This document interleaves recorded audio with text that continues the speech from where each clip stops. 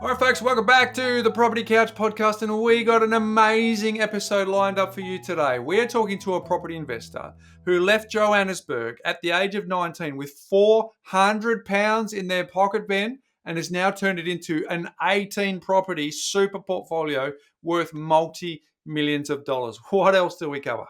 Well, Bryce, we're also going to have a look at all the capital cities and what the holding costs in the first 12 months are. So we'll take a deep dive into that data. And finally, in what's making property news, we're going to also talk about holding property. Is it a bulletproof investment or not? You'll find out in what's making property news. Is it a bulletproof investment, folks? Let's rip into the show. Welcome to the Property Couch, where each week you get to listen to two of Australia's leading experts. Bryce Holdaway, co-host of Location Australia on Foxtel's Lifestyle Channel, co-host of Escape from the City on the ABC, and partner of Empower Wealth Advisory. Ben Kingsley, chair of Property Investors Council of Australia and the founder of Empower Wealth Advisory, named the 2018 and 2019 Property Advisory Firm of the Year. Stay tuned as they bring you the insider's guide to property, finance, and money management. All right, folks, welcome back to the Property Couch podcast. And of course, mate, welcome back to you. How are you? Well, mate, yes, great. We've got another great show lined up for today, so I'm super excited about it. You know, it's also I can just look up, and it's not far, but into Christmas, and obviously summer series isn't far away. So we've got some great episodes coming up there. So no, mate, I'm happy. Life's good, isn't it? Life's really good. And you're right. We've got a great guest today. He's going to share a wonderful portfolio build. Before we get there, my Mindset Minute theme today is a quote by Alexander Den Hedger, who said this: "To inspire people, don't show them your superpowers, show them theirs." Let that land. And it's summed up by former US President John Quincy Adams when he said this: "If your actions inspire others to dream more, learn more, do more, and become more, you are a leader." How good's that, Ben? So really, it's about trying to make other people front of mind and show them what their superpowers are and show them how they can actually dream more and learn more. So I thought I'd choose that one today, Ben, because I think it's a perfect little layup for what people are about to hear from a very, very high-performing real estate professional in this country who's not only been at the peak of the coalface of listing and selling on behalf of his clients, but also, Ben, what I think makes him unique in this country is translated that into his own personal portfolio and his own story in wealth creation, which has to be heard. So without any further ado, Ben, let's cut to the interview you and I recently had with Gavin van Zyl. All right, Ben, today we've got a very special guest on the Property Couch. We're chatting with Gavin van Zyl, a property investor and Canberra market expert whose commitment to excellence has earned him a respected place in Australia's property landscape. Originally from Johannesburg, Gavin's passion for real estate led him to establish White Rhino Property in 2012.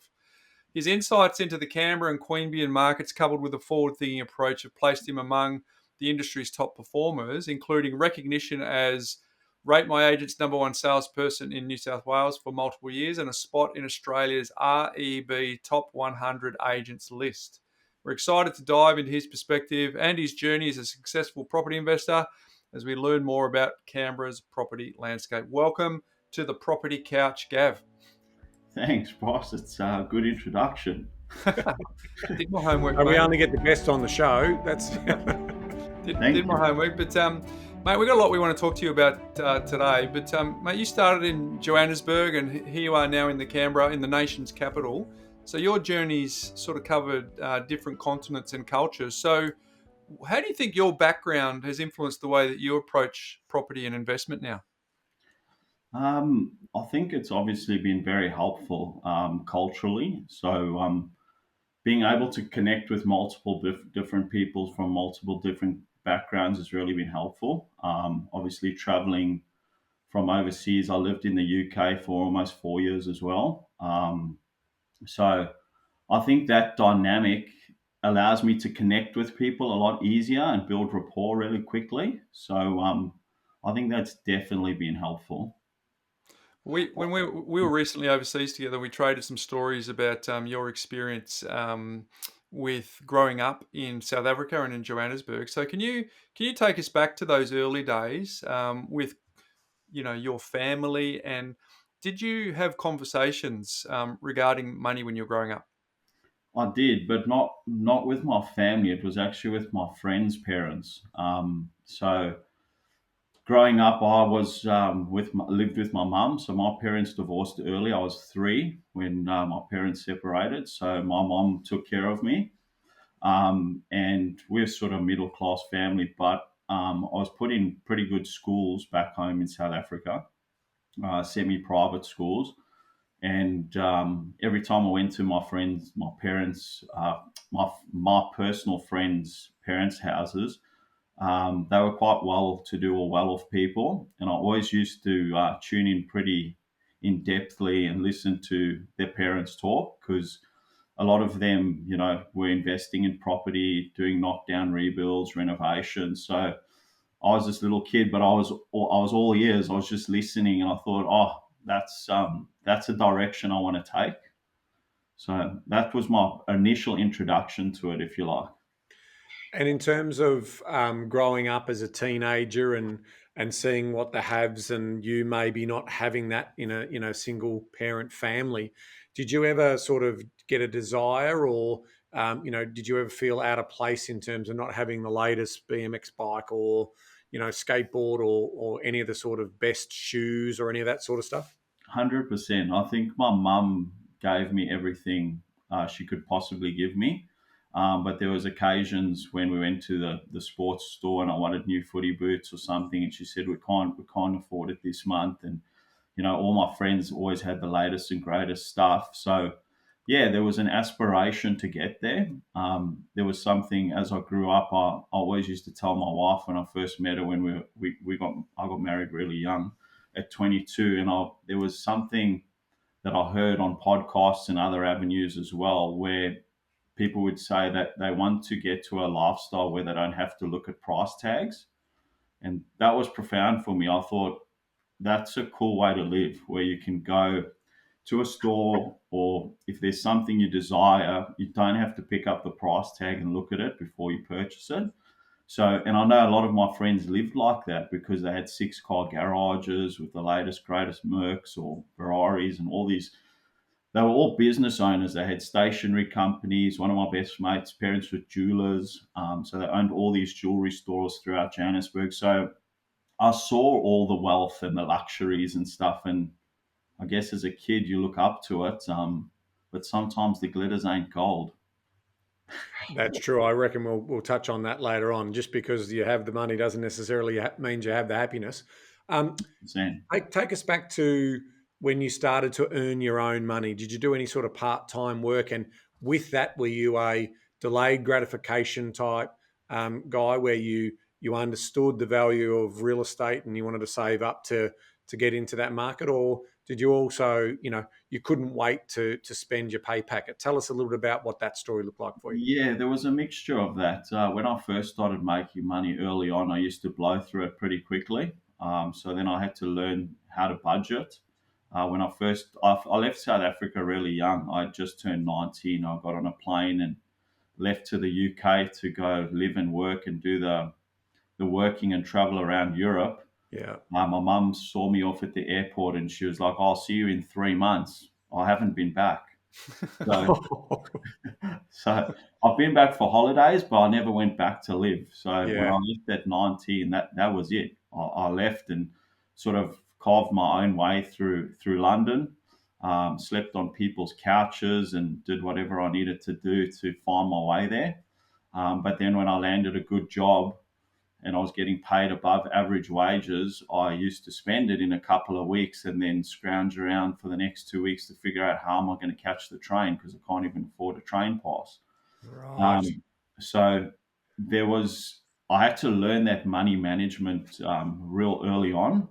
And then after like a couple of years of being very, whatever that word is, sorry. Frugal. Yeah, I had to learn to be frugal with my money, learn to budget, food, travel, all that sort of stuff. And then I started to learn to save money. And then obviously I started reading on property books like Think and Grow Rich and all these types of books where, you've got to save and invest a portion of your money. So that's when I started to do that. So, Gavin, did you ever get a sense of obviously, being in the schools and the friendship group that you had, money wasn't a worry for them, and I'm sure that money was being spent on great holidays and experiences and all the latest toys that you were saying. So that time in the UK, those formative years when you're discovering your relationship with money, and you're just basically living the sort of best life when you got the money, was that? Have you ever reflected on that in terms of your behaviours around that money, around your desire or sort of deservedness that you should be able to live similar to what these other friends and family members were doing because they didn't have to worry about it? Like, have you ever sort of spent some time thinking about those behaviours that you had in those younger years where you just got it and blew it? I have, yeah, because my first time ever went overseas was the time I left South Africa to go to Europe. So I hadn't left South Africa right up until 19 years of age. And then my first experience of going overseas was getting on that plane. And I literally left to the UK with £400. That was it. And I had to, from there, with a £400, that's why my mum said, I'll see you in 3 months, because she refused to pay my way. She said, if you want to go overseas, you've got to save up. I saved £400, which was 4,000 Rand back then, which Yeah.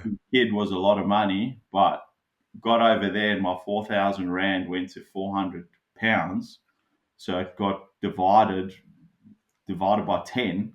And then I realized how expensive everything was in the UK. And I thought, oh shit, I'm in trouble here.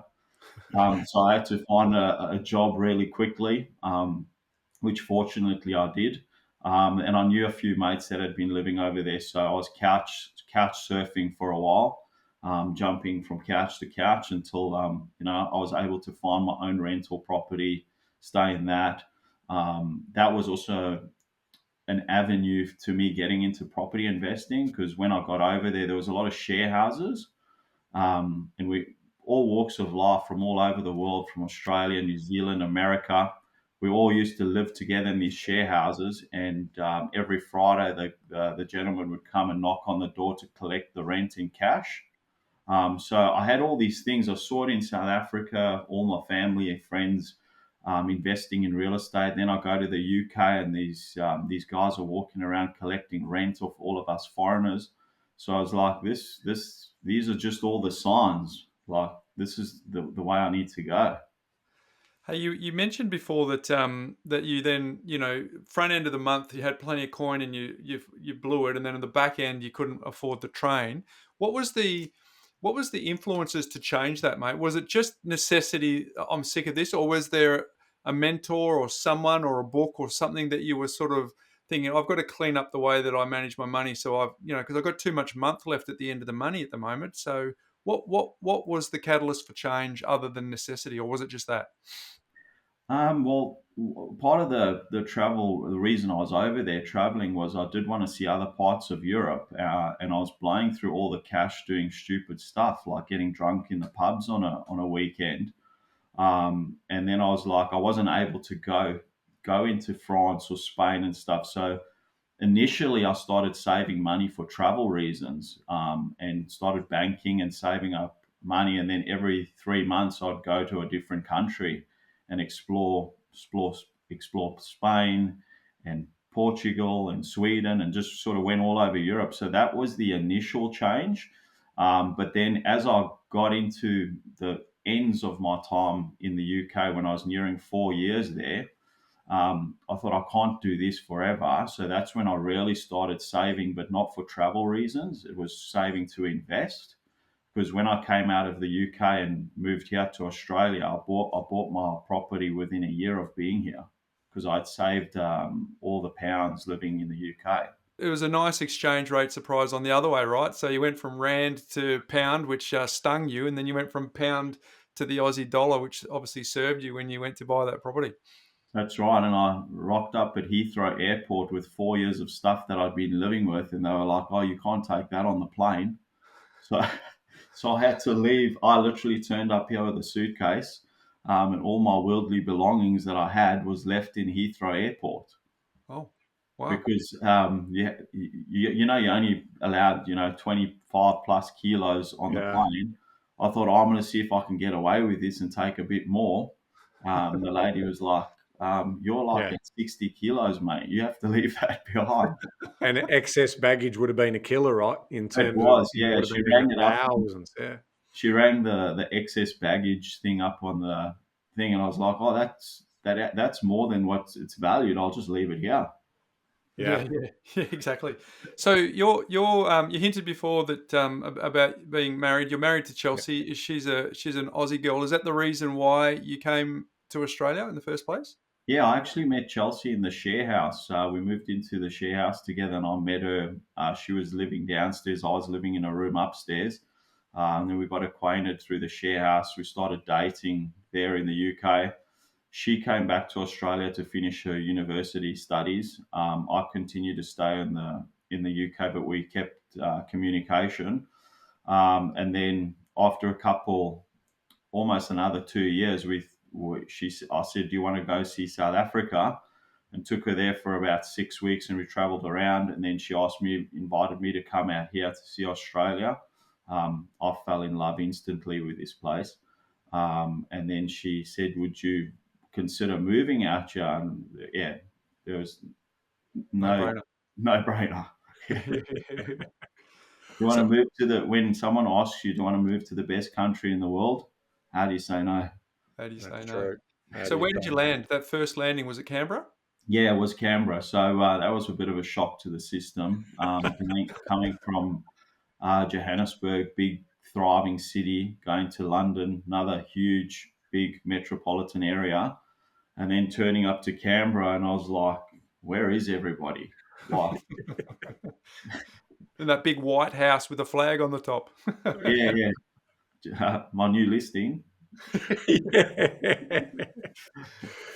So you land in Canberra, and how did you get your feet on the ground? Did you because we didn't really establish. You said you landed a role in the UK, and you sort of hinted property. But what work were you doing in the UK, and did that transfer when you came to Canberra?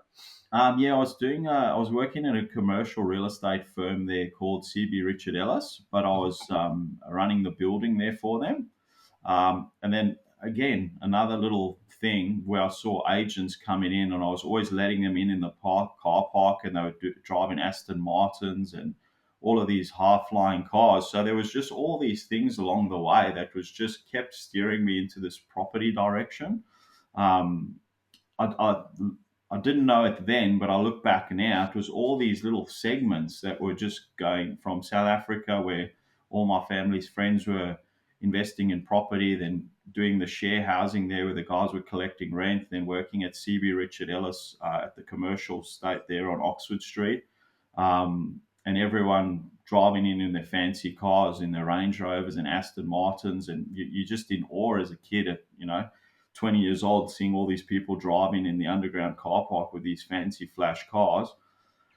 Then I came here to Australia, and I looked for my first job in residential real estate, and then got hired by PID, which is a pretty famous national brand. Yep. They gave me my first opportunity. I got interviewed by a few other agents and agencies because I put a few applications in, and a few of them basically said to me in the interview, they said they didn't think I had what it takes.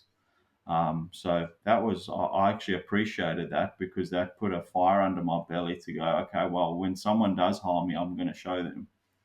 So that was my introduction, and PID gave me the first opportunity, and they had a really good training principal there that was really good at dialing everyone's skill sets in. So I used to work there all day from sort of 9 to 5, and then I used to leave that job and go wash dishes at one of the restaurants in Monica called Pangea. And I'd wash dishes from about 6 o'clock at night until midnight, and I'd do that on repeat for 6 or 7 days a week. Wow. Because I'm assuming, obviously, the first opportunity at PRD, it's not a full salary role; it's more of a commission role. So you have to obviously supplement that income with doing the dishwashing to pay the rent. 100%. So back then, you didn't have to provide retainers to agents. So now, all the agents I employ that work for me, I have to give them a retainer. And then once they make commissions, you can do a clawback on that retainer you pay them. But that back then, when I first got into real estate, it was commission only. And if Yeah. you didn't make any money, you didn't get paid. That was it. End of story. So I used to do the dishes at night to just put petrol in my car so that I could attend the open homes I was doing. Yeah.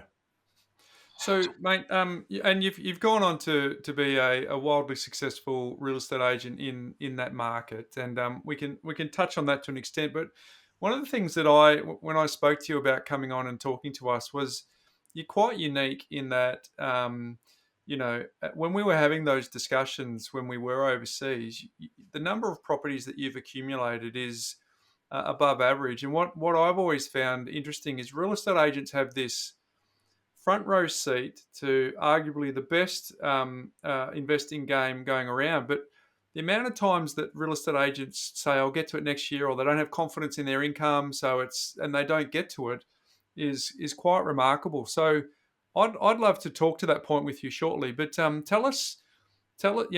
It's clear that there was some vision that was set in South Africa and some vision set on Oxford Street when you're in London. But you've come over here. What was keeping you focused on buying that first investment property? Because you said as soon as you got here you bought a property. I'm not sure if that was investing or to live in, but take us on that early journey of when you started putting names on titles. Yeah, that first property I bought was an investment property. So it was in Barton in the ACT, actually, Yeah. which is quite well-to-do area. I've still got that property today. It's in the Parliamentary Triangle there. Rents out incredibly well. There's never vacancy on that property. But that was my first initial investment that I bought. The reason I wanted to do the initial investment is for freedom, really. I just wanted to, at some point in time, replace my income through property so that I didn't have to go to a job every day and I could spend my time how I chose to. So that was the initial reason for wanting to get into property investing. And then as I started to grow the portfolio, make more money through listing and selling real estate, then I started investing all my own income into building my own property portfolio. 100% correct. When I was speaking to so many agents in my office, and a lot of them didn't even own the home they lived in, they all rented. And I used to scratch my head at that and think, how can someone tell someone else how to sell their home when they've never even bought or sold themselves? So that was quite confusing to me. And Gavin, in terms of I'm assuming that was a unit or something like that in that sort of Parliamentary Triangle, or was that a freestanding house? Tell us a little bit more about the property. No, that was a unit. Yeah. Yeah. So unit, fabulous rents, very low land to asset ratio, which we'll talk about in terms of land tax later on.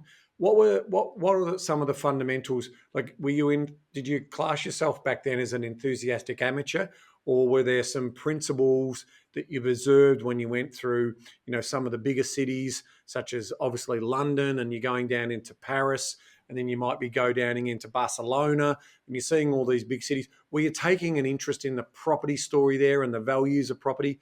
And what sort of osmosis learning were you doing about property selection? I wasn't really taking that. More so London, I was looking at the property landscape there because I was working for that commercial real estate firm there. But when I did my travels through Europe, I didn't really take much notice of what was going on from a property perspective. To be honest, the first investment I made, that Barton property, probably wasn't a good acquisition. Yep. It was just out of wanting to invest in property that I ended up purchasing that property. It was in a good location, but I could have made so much more capital growth had I bought and invested that money elsewhere into properties that offered land holdings. Yeah. Because at the same time I bought that property, I was speaking to another young guy that got an inheritance from his folks, and we became really good mates. And he bought a couple of properties out in Chapman area for the same amount of money I bought the unit. So the unit I paid, I think it was 370 back in the day, and he was buying freestanding homes in Chapman for the same value. His property portfolio escalated massively. Like those properties jumped to millions of dollars versus mine today would still probably only be worth around 650 grand. So he had huge capital appreciation by buying those freestanding homes versus the unit I bought. Mm, mm, There's a good lesson there. Big definitely. So, lesson. so you bought that one in Barton. What happened next? What was the next purchase? Then I went and bought a home for us to live in. So being in real estate, I knew a few of the loopholes that were going on around with regards to first homeowner grants, etc. And I discovered that because I bought that first one in Barton as an investment property, I didn't access my first homeowner grant. And because it was ACT, you can get a stamp duty concession and get your stamp duty back as a tax deduction. So I got that at the end of that financial year. I got that stamp duty back as the tax deduction, and I reinvested that along with using a first homeowner grant in New South Wales across the border to buy the first home I lived in. So I took advantage of the first homeowner grant, which was 25 grand back in those days, and a full stamp duty concession, and part of the stamp duty I paid on the Barton property to help fund the new purchase. So I've sort of used those loopholes to gather some momentum off the back of that, because even talking to the solicitor at the time, the conveyancer, he was telling me that I'm not able to get the grant because I already owned the property in Barton. And I was like, that's not right. So I did some of my own research and read through all the legislation, and then rang New South Wales Revenue Office and said, listen, my solicitor's telling me I won't get this grant. However, everything I'm reading is I will get access. And they said, yeah, send us your bank account. And they deposited 25 grand in my account like the next day. So Because you never lived in the investment property, which was the terminology as per the rule set. correct, yeah. Yeah. So we used that loophole to leverage into our next property really early on. So straight after Barton, I think we were in the next property within 6 months. Fabulous. So let's keep going on the story then, right? So you've obviously added another one to the portfolio. Give us some time frame here. Is this early 2000s ish? 2008, I think it was. 2008. 2008. Yeah, pretty much right in the GFC. Yeah. Yeah, very close to, right in Yeah. the GFC, which I think started to take more effect on the Australian market in 2010 was when we saw 29, 2009, 29 yep, to 2010, yep. 2010, yeah. Yep. And so you were building up your. How are you going with living on dishes and everything at this point in time? Clearly, you'd build up a run rate from your listing and selling to the point that you're now confident to buy this other property. But what happens once you've secured this principal place of residence? What do you do next? Yeah, so we moved into that property, and then it was a few years before I bought again, because obviously cash flow was a bit tight at that point, trying to hang on to Barton and the one we were living in. Yep. And then we started having children. So we had Zach, our eldest son, was born, and then we then had Cruz was on the way, and my wife Chelsea was like, we can't live in this property, it's too small, we need something bigger. So then I went out and found a bigger property and sort of bit off more than I could chew there, and then bought the other house without having sold Barton and Brudenell Drive, which was the other property that we were living in, which was the principal place of residence. And then moved into that property just before Cruz was born. And then we had 3 properties on the go, and just fought tooth and nail to hang on to everything. And then we went to the south coast on a little break when the kids were born, and I happened to find this little shack on the beach with a Aljo hooker sign on it. That was just amazing. It was a little weatherboard thing full of asbestos, but it was in between these massive mansions along the beach on Sandy Place there, in the south coast. And I rang the agent. I said, "How much are you guys looking for this?" And she said, "Oh, we got a price guide around $1 million." And I was like, "Oh, how long has it been on the market?" This is right on GFC, like 2010. Yeah. And I said, "Oh, how long has it been on the market?" And she said, "Oh, it's been on over a year." So I was like, "Well, it's clearly overpriced then. If it's been on for a year, no one's transacted on it." And she was telling me how the GFC market was extremely slow down there, nothing was transacting. So I rang my father-in-law and told him about the property, and I said, "Oh, Dave, there's this cracker listing. I think we should buy it." And it's the worst house in the best street down there. It's like the real estate gold. And then he's like, "Oh, why don't we buy it together? We put our finance together and buy it together." And I said, "Okay, well, I can't afford much because we're already carrying the 3 properties." So he said, "Why don't we just put in a cheeky offer?" So we rang the agent and we offered them 640. She said, "I'll submit it to the owners and come back to you." She came back and said, "If you make it 660, it's yours." So Wow. Yeah. we ended up buying that property for 660,000 back in 2010, and we received the first rates notice, and the unapproved land value was 880. We had 220,000 of uplift before we even settled. Like as we settled, we got the Yeah. rates notice, and I was like, took it to my father-in-law. I was like, "How's this? We got it for less than the unapproved land value." So that was a really good acquisition. That particular Not a property. really good. That's That was outstanding. that's an outstanding. Yeah, that's a once in And a was it generational pick. 50-50, 80-20, 70-30? 50-50, my father-in-law. We still own that property today.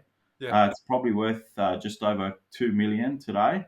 yeah. And we're 50-50 shareholders on that particular property.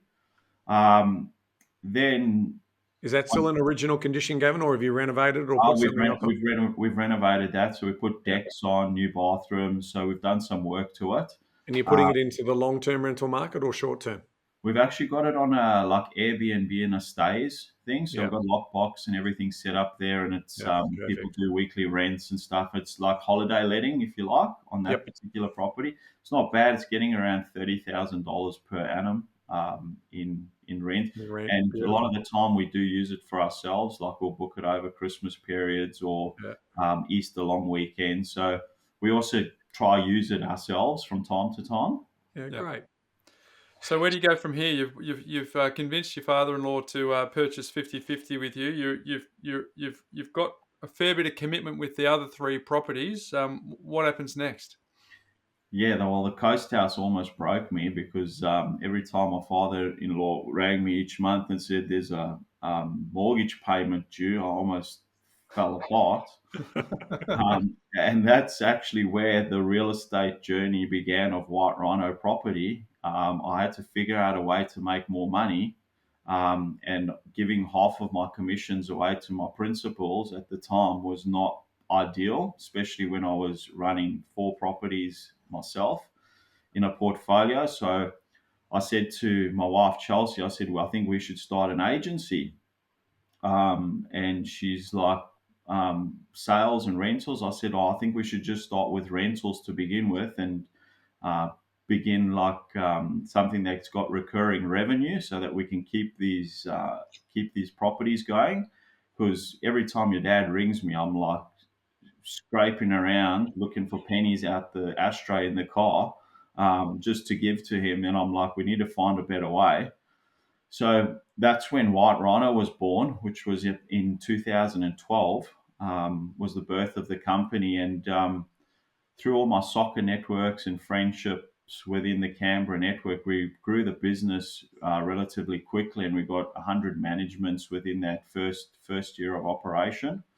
Um, And then from there, it sort of snowballed. Each year, the company got bigger. I then actually sold a property at the time. I sold the Brudenell Drive property to invest money into growing the White Rhino business, and then went on the hunt for rent roll acquisitions. And then I started buying rent rolls off other real estate agents pretty aggressively, to the point where we got up to over 1,000 properties under management. And then when, the business was cash flowing really well, like we had all those properties under management, I was selling, sort of my heydays are over now. I'm trying to step back a bit, but I was selling about 150 to almost 200 homes a year for consecutively 4 years in a row. So to build context, folks, that's on average 4 a week. That's 4 a week, and for the property management business at 1,000, there's about 9,000 property management businesses across the country, and the average portfolio is about 450. So you're at 1,000, you're 2x the average as well. So that's significant volume. Yeah, and we got into a lot of debt to acquire those assets, and because I was listing the volume of property I was at the time listing and selling them, the one of the acquisitions I did was for 2.8 million, and I paid that debt off in a year because I threw every commission I had at it. Every time I got paid, I just threw the commission at the rent roll debt, and we cleared the decks on all of our acquisitions within 12 to 13 months of acquiring them through my sales commission. So we built up 1,000 managements that were, generating an income with no debt against them.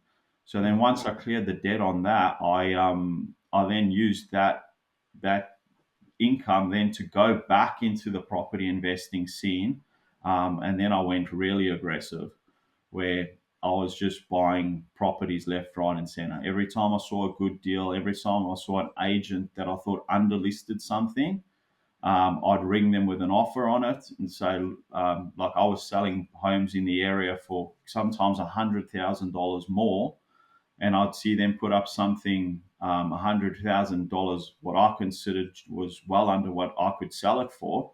So I'd ring them, present an offer. Most of these guys don't even know how to negotiate. They don't even come back to you for a second offer to try get more leverage for their client. And I'll just buy the properties off these guys. And we went from 4 to 18 properties in a relatively short time.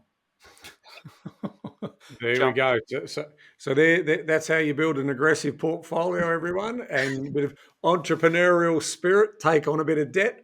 Don't forget, you got to wash dishes at the start. You got to do your hard early. So that's a really good sign, Gavin. Hey, I want to pivot to the Canberra property market from an investment point of view.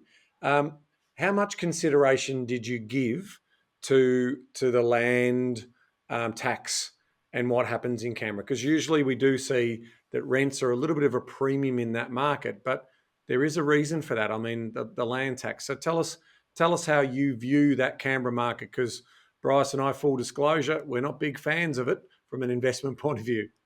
Well, neither am I, to be honest. I work in this region predominantly. I do sell some stuff in the ACT, but I predominantly work on the New South Wales border of the ACT, which is Googong, Jerebumbra, Queanbeyan area. Yep. And I had a portfolio that I was growing in the ACT. I had a house in Pearce, in Barton, and a couple of others. And I ended up selling all of those properties due to the high rates and the land taxes, because I was getting taxed from the first dollar. The only one I kept was the first one I bought, and the reason I kept it was more of a what's the word I'm looking for? More of a, because it was my first one I ever there was nostalgia, sentiment. Nostalgia. It was a nostalgic purchase, so I didn't want to offload that property just based on nostalgia.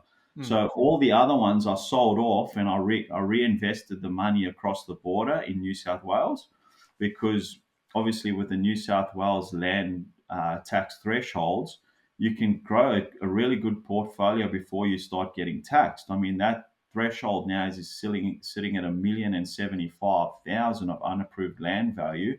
So you can essentially buy 3 assets in this marketplace before you even get taxed $1. So Gavin, I'm glad you said that. And for those people who are listening in audio, this is probably where I encourage you to go and jump onto our YouTube video of this, or if you're listening to it on Spotify and watching it on Spotify. Here's a snapshot of the analysis that we've done in terms of the first 12 months of a median house price investment in Sydney, Melbourne, Brisbane, Adelaide, Perth, Hobart, Darwin, Canberra. All of our capitals have been caught into this particular story. And so what I've done is then we've said, okay, well, let's do the stamp duty. So we've got the stamp duty in Sydney on a typical $1.1 million property, $47,000. On a typical median house price in Melbourne, which is $780,000, it's $43,000. So you can just see how expensive stamp duty is in Victoria. $35,000 for $843 median price in Brisbane, $42,000 for $757,000 in Adelaide, $30,000 for $746,000 property in Perth, Hobart, $655,000, $32,000 in stamp duty. Darwin, $502,000 median for $24,000 in stamp duty. Canberra, $840 median value, $28,000 in stamp duty. But this next line, what we've done for land tax is we've utilised a land to asset ratio of 60%.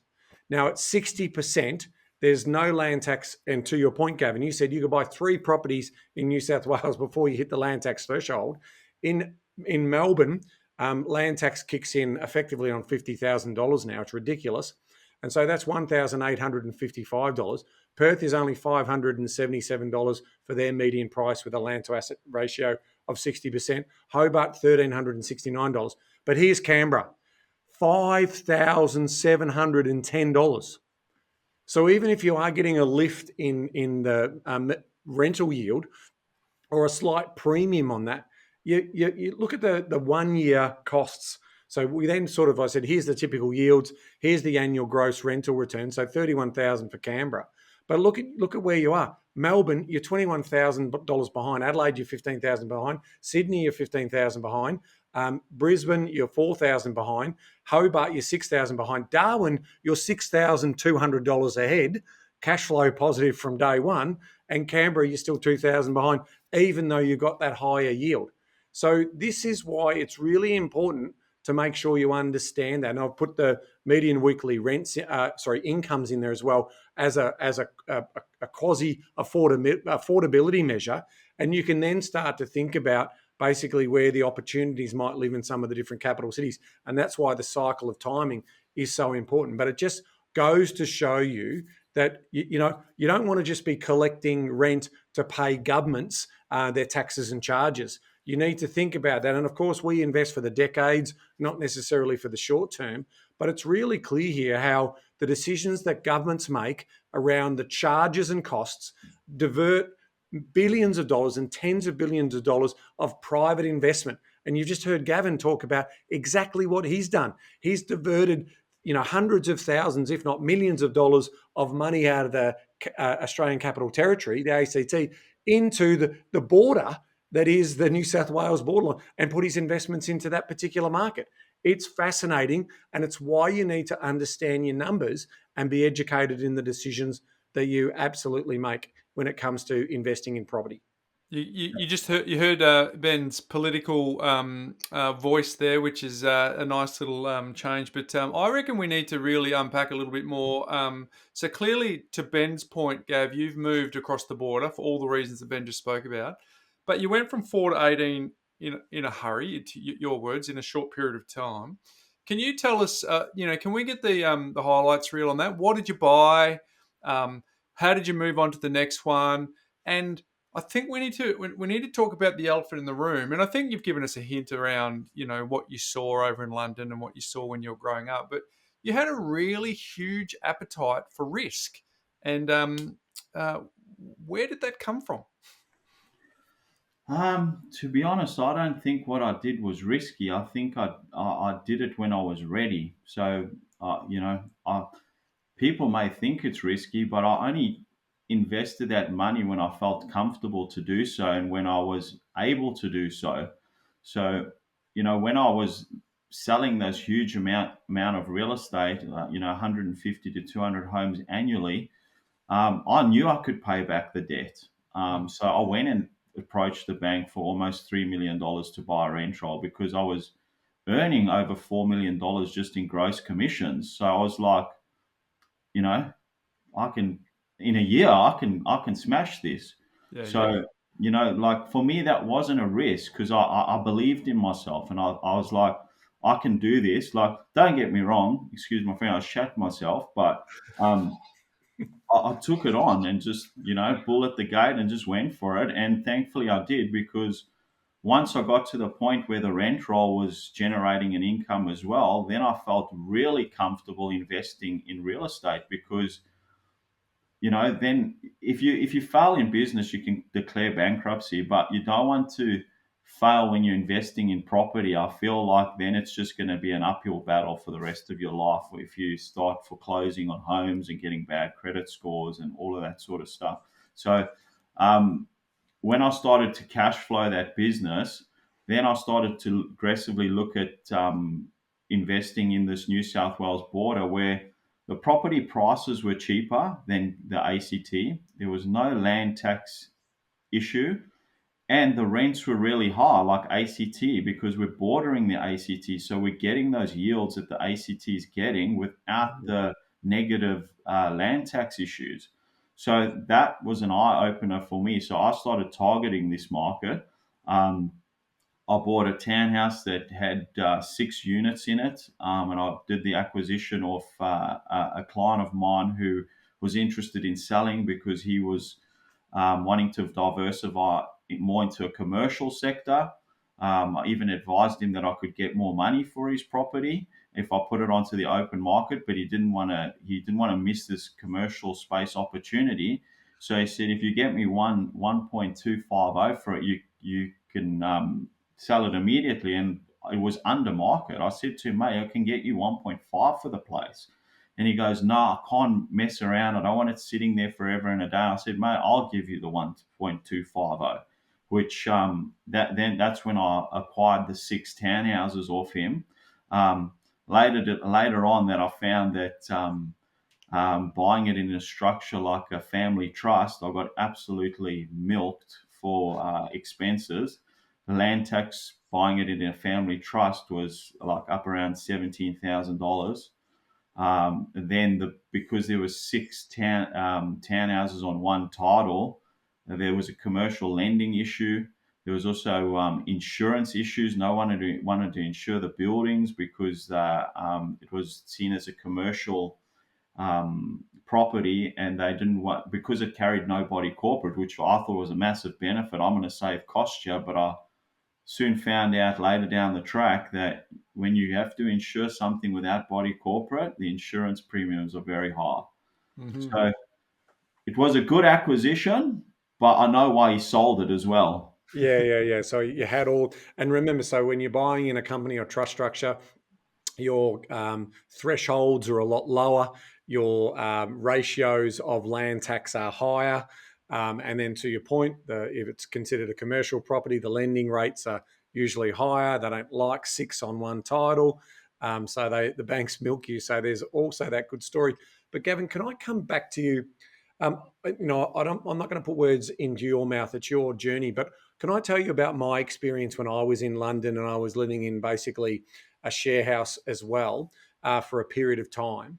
When my money got low, I could not cope with the anxiety associated with that story, right? So I decided to get out and come back home. So I was the one see you in 3 months and getting out of that story. So when Bryce asked you that question around, where does that risk profile come from? I actually think it came from those definitive years as a 19, 20-year-old where you are actually okay to sleep on a couch and not have to, like, money was a problem, but you still found a way to deal with that challenge or that trauma. And I think that's that. I couldn't do it. My money management or money controlled me as a younger person in that particular space, and I've still got some of that overhanging now. But I just think that there are different ways in which the psychology of money plays. You were able to sort of live with that, get on with life, concentrate. in my case, I was thinking I'm spending 100 quid a day in terms of moving around, looking at things, feeding myself, paying my rent, doing all these types of things. And I wanted to keep traveling, but did not want to necessarily work there. But the anxiety of that burn rate compared to coming back to Australia and saving for a deposit for a home, as a 21-year-old, really played with my psychology around money. But it sounds like you were able to manage that expectation. And I've got other friends and family members, and of course, we get to deal with thousands of different customers in our business, and it's just fascinating to see. There's potentially a lot of people who can relate to my story where it gives me a sense of anxiety if I don't have that buffer. But there are other people who are like in a bit of credit card debt or don't know where their next payment is going to, and they appear to be okay with it. They appear to compartmentalize it and not have it being a worry for you. So I think that's been a real asset for you in terms of you believing that, look, I've been in this situation before. I know how I've got myself out of it, and I'm prepared to do the work and the effort, including washing dishes from 6 till midnight in those restaurants. So that, I think, is something that upon me observing this, it does feel like you've been able to have this really good, I suppose, psychology with money, that it doesn't control you, and you've been able to work it and make control of it, and that served you very, very well. Yeah, I think I think I'm also a really good listener, and always, if someone drops a diamond, I'm right there to pick it up, right? So when I saw those guys doing that share housing thing in the UK, where they're coming each Friday to collect rent, I actually forgot to mention this to you, is when I moved out of the share house with my wife, we went and got a bigger property as well. I said, why don't we go rent our own place off the agents here, and we'll sublease rooms. So we did that in the UK. So we actually moved out of that share house together, not far down the road, pretty close by to the one we were already living in. But I went and got a lease myself, and then there was additional rooms in that house that I did what those guys were then doing. And I subleased them out to all the local South Africans that I met at the pub and stuff. And I said, I have a room here if you want, $300 a week or whatever. So I was doing the subleasing thing in the UK with the housing market here as well. Entrepreneurial spirit definitely flowing through in that example. Hey Gav, so we've got you've taken us on the journey. There were 6 units. Tell us what got you towards the 18, because I believe when we were chatting that there's commercial in there as well. Yeah, there's one commercial space. The commercial space that I have is bought through my superannuation fund. Yep. And that's White Rhino Property, my business, leases that space off my super fund. But with every scenario, there's in property investing, there's so many pros and cons. Family trust is good in some instances, but it's highly taxed. The super fund purchases as well. It's good that you can invest your super into buying assets and growing wealth through property, but it comes with some red tape. Like, you can't always leverage the asset because a bare trust, which holds the asset, can only hold one at a time. So you find out as well that they're harder to leverage super funds. So most of my portfolio is actually held in my personal name, and I find that is an easier way to get money to go into the next one. Although I do have these other structures like family trusts and super funds, but yeah, there's you need really good advice and good accountants. I unfortunately fell into these scenarios where I was getting all of this advice, and then soon later found on that I don't think it's the best advice. There was better ways to do things. So fortunately, I had money to cash flow when things like the townhouses were getting big insurance bills and high interest rates and high land tax bills. I was fortunate enough to bail myself out of that. Whereas I think some people wouldn't have survived that. I think they would have bought those townhouses, and if their income wasn't strong, it would have been back on the market really quickly, because that client of mine, I think that was the reason he sold it. In the end, I started to put two and two together, that he might have told me a few porkies that he wanted out of it quickly, but it might have not been. It probably was the reason he wanted to invest in commercial, but also the overheads of holding those were so high that if you can't cash flow it, you lose the asset. Yeah, yeah. And Gavin, is that your time over again, or you're advising family or friends or someone, in terms of your opinion? Are you of that view that sort of a couple of properties in your personal name is sort of the best way to start? I think so. I mean, there is risks associated with that, obviously, from a legal perspective if you get sued and stuff. Mm-hmm. But I think the risk is quite low. I think if you take out insurance policies on the building and you get landlord insurance and you use property managers that know the legislation inside out, you can protect yourself from those pitfalls.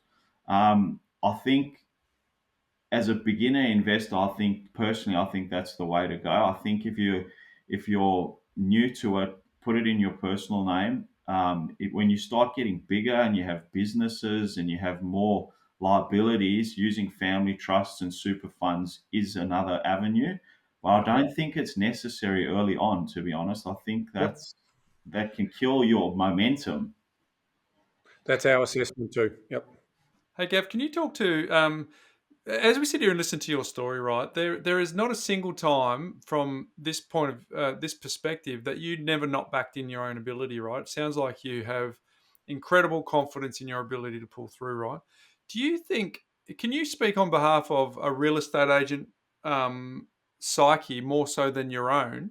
Is that why some real estate agents don't tend to play the game? Because unlike other incomes, like if I'm earning an income, it's kind of guaranteed that I'm going to get my monthly check and next year I'll probably get a pay rise or whatever. Whereas a real estate agent starts from zero at the beginning of every month. And if they don't get results in the next month, they don't get to earn the following month.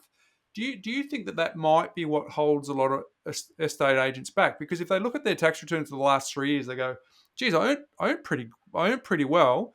But then they might look forward and go, but I'm not confident that that's going to continue forever. Whereas your story is about, well, I will continue to earn and I will continue to back myself in. And therefore, I have no issues about taking on debt and buying properties because there's no reason to suggest that won't continue going forward.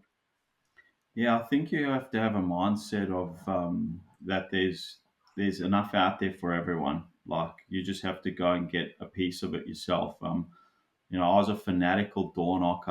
I was huge on prospecting, always on the phone, just doing things that others wouldn't. And that's why I believe in myself as well, because there's a lot of people that won't go knock on doors because they're afraid to. But, behind those doors are listings. There's people that are genuinely wanting to sell there. So that I just trusted in myself. Whereas I think a lot of agents run this roller coaster real estate business where they have a really good sales month and a really bad listing month, where they go and sell all their stock and then they go, oh shit, I got no listings. So then they go out and look for new prospective clients to help sell their property. So then they're on this listing wheel where they're listing all these things, but then they haven't sold anything. So they're on this massive roller coaster of up, down, up, down. Whereas I think you have to get the balance right. You have to always be selling and listing at the same time. Like every time you sell something, you have to see what's in your pipeline and what's next. Because as soon as you sell something, you got to replace it with something new on the market so that you don't live this roller coaster. Because if you're on that roller coaster, I wouldn't be buying property either, because you just don't know when your next meal is. So it would be very risky getting involved in property investment if you're up and down with your income. Whereas my income's steady. I know every month there's going to be, between 5 and 10 settlements every month. That's how it rolls. Gavin, if I could finish off with my final question.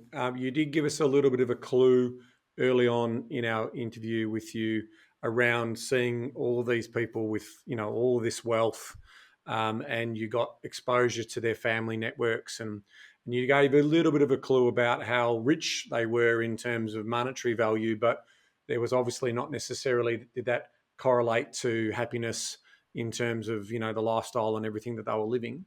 You've been very successful at what you've been able to create. But what's the final goal for you, and how much is enough, and what does money mean to you in terms of, living your lifestyle by design as opposed to just accumulating more and more money? Yeah, well, I'm at that phase of my life now. I've just turned 40, and since the birth of this business, I've dedicated a lot of hours and a lot of time to this company, which has been very fruitful for me. There's no complaints there, but I've missed my son's lives. Like, my boys are 11 and 12 now. I never went to their footy games on a Saturday. I was always doing open homes. I wasn't at their practices in the evenings because I was sitting in lounge rooms telling people how to sell their homes. So I want to get back to being a family man is my ultimate goal. I want to be a dad. I want to go to football games. I want to go to their trainings. Um, my son's a really good soccer player. He's just made the Gold Coast United Academy side, which is like the pinnacle of the soccer up there. Yeah. So I need to be around for that. So my journey now is changing. Like, I'm not listing and selling as many properties as I used to. I'm going to sell down some of my assets now. Like, some of this property portfolio will start being liquidated now, because I want to pay a portion of it off, and I want to live off the rents, which means I don't have to be in lounge rooms at 8 o'clock at night. I can be at footy games instead, which is that's the ultimate goal for me right now, is transitioning from having this mass portfolio to selling it down, maybe keeping 10 properties, something around there where still cash flows a lifestyle, but you don't need all that fancy stuff. I tell you, I bought all that stuff. It's all rubbish. I bought all the Rolexes. I bought the Porsches, the Lamborghinis. I've had all of that, and it's all a trap. Like, the real wealth is freedom. There it is. You heard it. Mate, we just had a masterclass, Ben. The real wealth is freedom. Wealth is freedom. But you've done your hard. You've done your 15 years of hard. Yeah. You've sacrificed to get to where you are, Gavin, and that's a credit to you. Yeah, there's no doubt I put in the hours. Some people thought I was crazy the amount of time I was working, but hey, if it pays off and I get the freedom, then I've won. But I could have had it earlier if I didn't buy all the crap. Like, I didn't buy the Lamborghinis and the Rolexes and stuff that you think from an outside perspective will make you happy. It makes you miserable. There you go. But you also see, when I saw all my friends' parents have all these things, I wanted it, right? Yeah. You always want what you can't have, but when you get it, it's not everything. It's Didn't actually bring you happiness. It's the trap. It's the real paradox in life too, isn't it, Gav? That like you hear so many people say that that there's no happiness at the end, but you kind of just got to find out for yourself. It's too hard to sort of go, yeah, I'll take that. Is that pot hot? Yeah. It is hot. You've just got to double check yourself. So look, but my final question was definitely along the lines of Ben's as well. So what your North Star is, because if you think about the value of your business, the value of your property portfolio, how much is enough was the same for me. So you've answered that question. So I guess the only little bit for me to add to that is what you just said you're 40. What time frame do you think that divesting will take you to execute? Because you're still in Canberra, your family lives interstate. You want to be there with them full time. So what sort of runway do you think's left for you to actually get to the sweet spot that you're looking for? Yeah, I think I'm probably one of the very few, if maybe the only fly-in, fly-out real estate agent in the country. I don't think there's too many that are selling homes in a town they don't live in. So I go back to the Gold Coast. That's home for me. That was a beautiful purchase as well. We've got a $3.5 million home up there. That's all waterfront. It's one of the bigger acreages blocks in Currumbin waters. It's got 82 meter water frontage with pontoon and boat ramp, just like a beautiful property. And that's where I want to be spending my time. I don't want to be down here. It's just, so my North Star is to get my time back and then basically spend all my life with my kids, my wife, and I think the property is going to fuel that. I think once I sell things down and I can cash flow, I still want a good lifestyle. Like I think money is important. I think it's definitely right up there with oxygen, because if you don't have any of it, you're screwed. It's a means to an end. Yep. But it can't be everything. It has to be a way that you can still live a good life, go to nice restaurants, take a couple of holidays a year, but that's all you need. You don't need more than that. Well said, mate. Well said. So, well, mate, I'm glad you came on. You know, as I said, we had this conversation a month and a half ago, and I thought, oh, I'd really like to share that story to our audience, because I think it's a tale of backing yourself. It's a tale of working hard. It's a tale of setting a vision, but it's also very much a cautionary tale around just be careful what you wish for, because, you know, to the last couple of minutes from you is just describing that, hey, look, I could have done this earlier, and it wasn't really what I thought was important.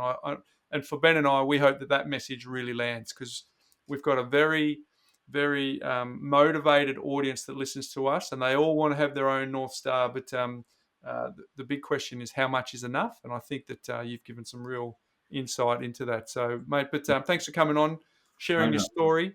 And I'll give you one more, which was a really good one that Mike Tyson said. He says, "Be careful what you wish for, because God will give it to you, but can you handle it?" There's another one. When I heard that, I was like, I don't know if I can handle it anymore. I need to get rid of all this crap that's weighing me down. Yeah. So I heard that from him, and that really resonated with me on a podcast. I was like, wow. Yeah, that's great. Great bit of advice. Hey, man, I reckon that's a great place to leave it. But on behalf of everyone here, thanks for joining us on the podcast. Beautiful. Thank you so much. Thanks, Gavin. Thanks for both of you. There you go, Ben. Impressive him. Well, again, just, you know, doing all the right things, making a few learning experiences along the way, but really following his dreams, following his love of his life. He's lived a great life, right? He's really been able to maximise his opportunity, but he's now also then focused on maximising his opportunity to be with family, which is become a high priority for him. So I think it's just a really nice story where we can see that whole story arc. Spent some time away, did the travelling bit, but then sort of did some hard yards in there early, did the grind, as we say, and then ultimately is coming up for air. Took some risks. We all saw that in terms of, and saw some opportunities and jumped after them, but obviously did a lot of hours of work in there as well. So no shortcuts really, but now the power of accumulation and compounding is working in his favour in terms of the business that he's built and also the portfolio that he's built. So congratulations to Gavin, and obviously Chelsea, his wife and kids. And so, yeah, just a good news story. I think it's the main message is he's made the main thing now as he's turned 40, right? So he's tried all those things that money can buy and realised there's other things that were really important. So, yeah, Gav, thank you for that. As I said, recently spoke to both Gav and Chelsea when we were overseas, but I just thought, well, that's a compelling story. And I think what I love the most about that story is it probably wouldn't have had such a great, I guess, feeling if, you know, it was all about the flash and all about the cars and all about that sort of stuff. It just, at the end, it was a wonderful story arc to say, I tried it. It didn't actually give me the buzz that I was looking for, but these things over here is really what I want. So that's why I was excited to share. And if you and we can tell you not to go through touching that hot pot. My advice to you is if you really want to drive a Lamborghini, hire one. Yeah. For the weekend, you know, drop $5,000 on hiring one and see whether you like it or not, and see whether it made any difference in your life, and then give it back, or hire a nice boat, or do those types of things. So rather than having to do the whole experience, the whole 9 yards, just test it out for yourself, because it's not necessarily going to make you a better person.